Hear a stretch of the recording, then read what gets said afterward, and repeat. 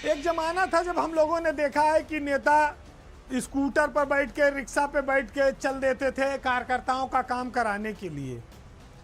लेकिन अब बहुत परिवर्तन आ गया। 2025 में जब हम नज़र उठा के इस साल के शुरुआत से देखते हैं अब तक, तो नेताओं में एक तरह से देखते हैं एक लग्जरी का क्रेज आ गया है, महंगी महंगी गाड़ियों का क्रेज आ गया है, और उन पर भूत इस तरह सवार है कि अगर एक लाता है तो दूसरी भी वही मॉडल की गाड़ी लेके आता है, और इससे उसके सियासी रसूख, उसकी कद, और आप ये कह सकते हैं औकात क्षमता सबका जो है वो अपना एहसास कराता है कि हम भी बाहुबली हैं, हम भी पैसे वाले हैं, और हम भी पकड़ और भौकाल वाले हैं।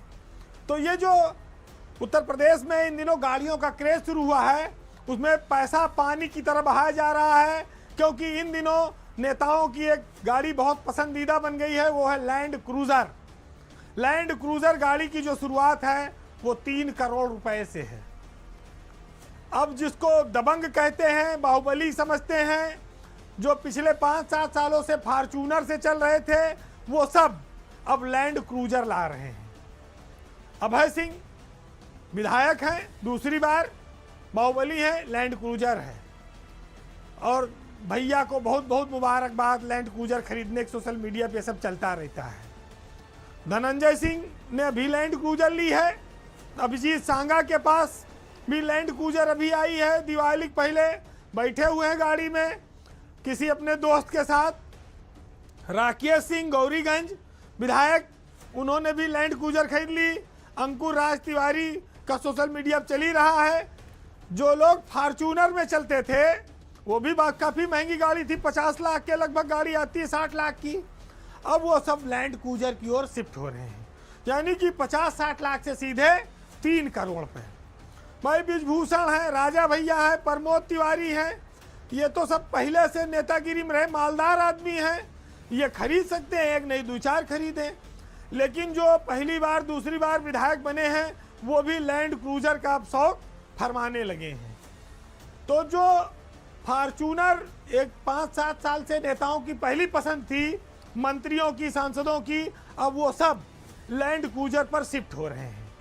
लैंड क्रूजर कार की इतनी डिमांड है कि शोरूम में मिल नहीं रही। कोई नोएडा से कह रहा है दिलाओ, कोई कह रहा है दिल्ली से दिलाओ, कह रहे हैं वेटिंग है 2-2 साल की, कह नहीं गर्दन पे असलहा रख के लेंगे, लेकिन लेंगे तो लैंड क्रूजर और 1 महीने के भीतर दो। इस समय बहुत तेजी से उत्तर प्रदेश की सड़कों पर बाहुबलियों के पास, विधायकों के पास आप धुआंधार ये कार देख सकते हैं। 2025 लैंड क्रूजर का साल है, आप ये कह सकते हैं।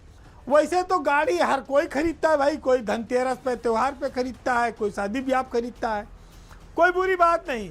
लेकिन इतनी महंगी करोड़ों करोड़ की गाड़ी खरीदना इतना आसान काम नहीं है भाई। करोड़ों गाड़ी खरीदने के लिए पैसा भी तो होना चाहिए। क्या नेतागिरी, विधायकी, सांसदी में इतना अथाह पैसा है कि जिससे आप हर साल कई कई करोड़ की गाड़ी खरीद लें? ये देखा गया है कि जिसके पास इतने महंगे शौक हैं, जो नेता इस तरह काम कर रहे हैं, उनके पास ना तो अपन कोई फैक्ट्री है, ना कोई बहुत बड़ा व्यापार है, ना कोई उद्योग लगा है, तो फिर इतना पैसा कहाँ से आता है? ऐसा लगता है कि सियासत में रुपया बहुत है, क्योंकि जो करोड़ों पैदा करेगा वही करोड़ों खर्च करके अपने शौक भी पूरा कर पाएगा। किताबों में सादगी पसंद नेता हम लोगों ने पढ़े और देखे थे, वो ईमानदार होते थे, उनको ग्लैमर, लग्जरी ये सब ज़्यादा प्रभावित नहीं करता था। लेकिन अब वो सब बातें किताबों के पन्नों में ही दफन हो गई हैं। आप देखो, जौन सभासद पहले मोटरसाइकिल पे, स्कूटर पे, बुलेट पे चलते थे, ब्लॉक प्रमुख, अब सब स्कॉर्पियो पे और फॉर्च्यूनर पे शिफ्ट हो गए। जिला पंचायत अध्यक्ष, नगर पालिका अध्यक्ष भी फॉर्च्यूनर और आरडी और मर्सिडीज पे चल रहे हैं, सब चल रहे हैं। तो सांसद, विधायक और मंत्री भी फॉर्च्यूनर छोड़ के लैंड क्रूजर की ओर भाग गए, लेक्सस की ओर भाग गए।